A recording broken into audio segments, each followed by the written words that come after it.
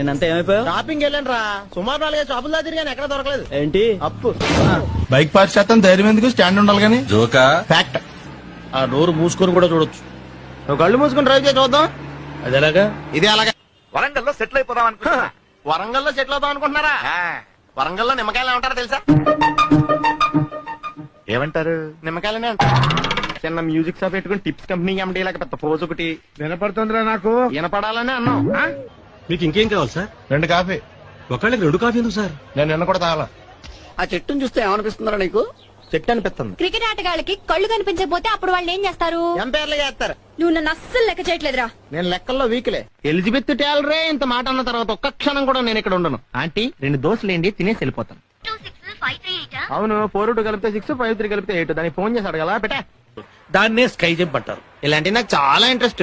ఏంటి దూకడమా? చూస్తాం. వంశీ నువ్వు నెగ్లెక్ట్ చేస్తే ఫీవర్